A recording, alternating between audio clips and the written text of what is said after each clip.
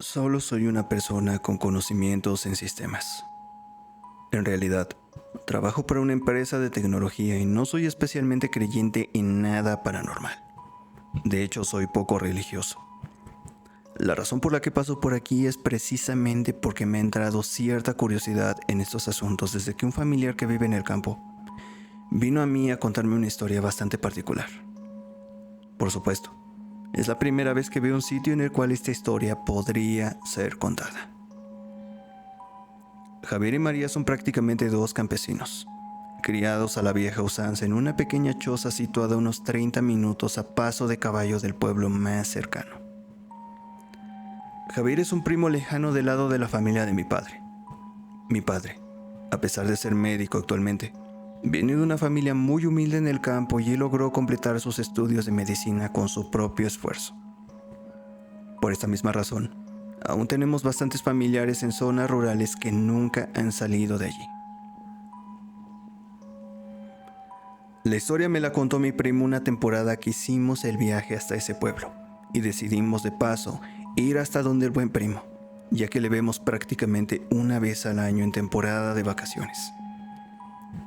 Usualmente nos genera pereza ir hasta donde él vive, porque a pesar de que el campo es muy bonito y la choza es muy acogedora, la vía para llegar no es precisamente apta para un vehículo moderno, aunque sea una camioneta como en la que vamos. De hecho, no es una carretera como tal. Es solo un camino que se ha formado por el pasar de los animales y carretas o algunos motos a lo largo del tiempo, y que en invierno es inaccesible a menos que sea en vehículo de tracción o en algún animal de cuatro patas. También es posible que si dos carros se encuentran, alguno de los dos tenga que regresarse en reversa. Por supuesto, esto rara vez ha de pasar porque es muy poco transitado. La última vez que lo visitamos, el buen primo tenía la espalda llena de cicatrices. Nuestra primera reacción fue preguntarle qué había pasado. Su respuesta me ha dejado atónito. Es la primera vez que escuché algo similar. No sé si en el pueblo les contaron que me caí del caballo. Todo el mundo dice eso, pero María sabe lo que realmente pasó. No quisiera contarles porque están de visita y no quiero que vayan a pasar una mala noche.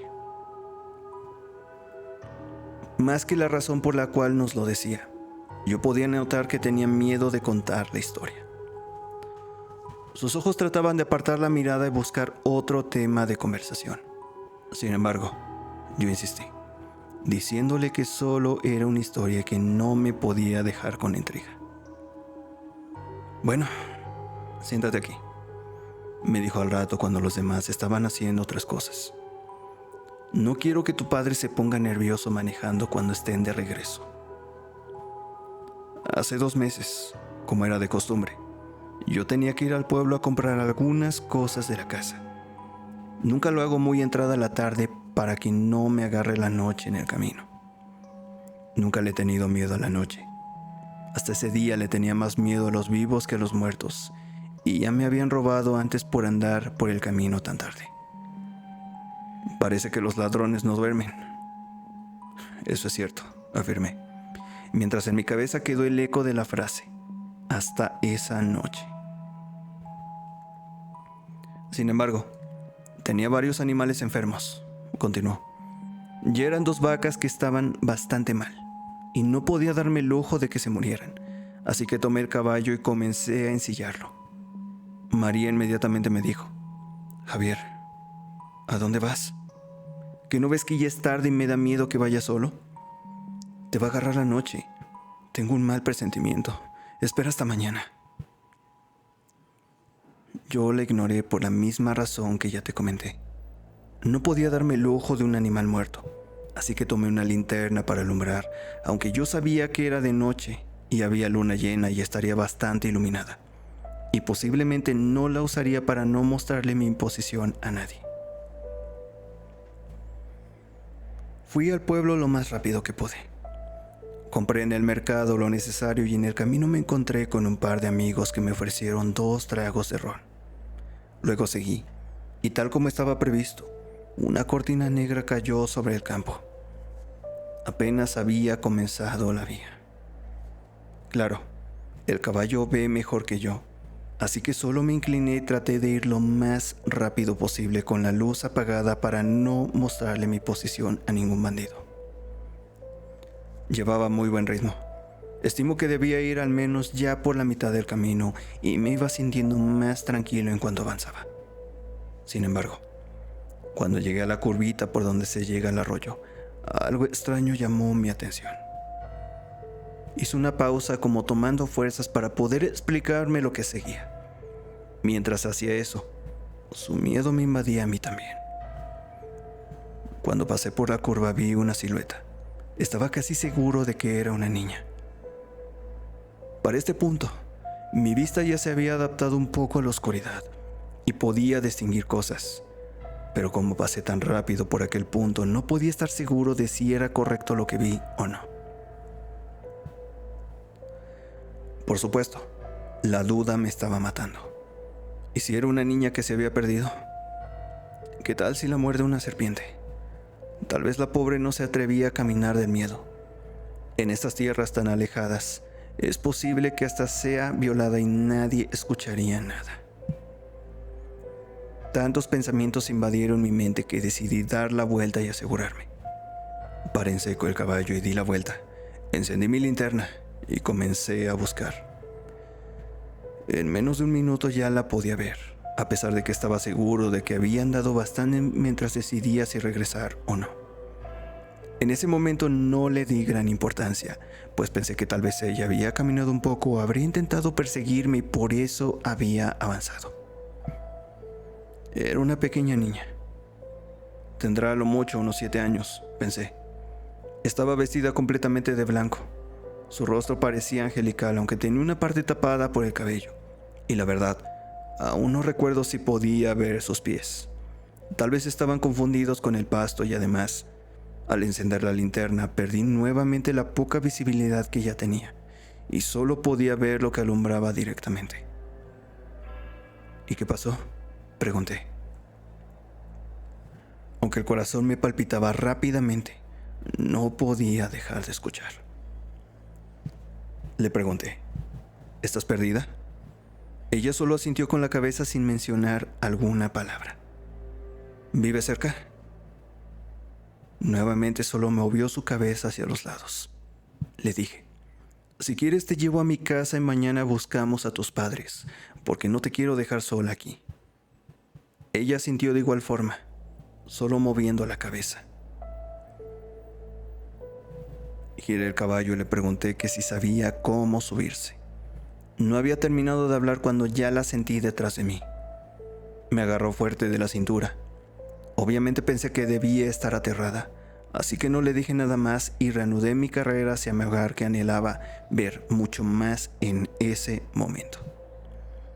Sentía como si de repente la temperatura hubiera descendido y pensé, creo que ya ha entrado mucho la noche, debe ser muy tarde. Aceleré nuevamente hasta lo que el pobre animal era capaz. Aún me daba más miedo encontrar a algún bandido llevando a esta acompañante. Ya no era solo mi seguridad, también la de esta niña. Pausó nuevamente. Sus manos comenzaron a temblar y su mirada estaba perdida en el recuerdo, como si lo estuviera viviendo de nuevo. Noté que algo no estaba bien.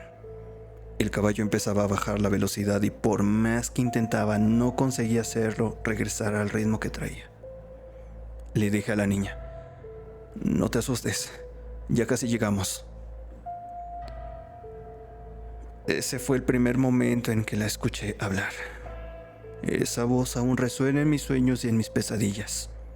No sonaba como ninguna persona, niño, adulto o anciano que hubiese escuchado antes y me dijo, tú no vas para ninguna parte, tú te vas conmigo. Impactado por sus palabras, miré hacia atrás.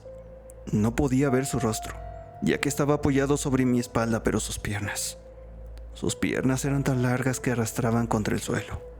Era eso lo que no dejaba avanzar al caballo, lo estaba frenando. Enseguida me di cuenta de que el frío que sentía no era normal. Estaba temblando, Mis manos estaban moradas, pero mi espalda estaba muy caliente.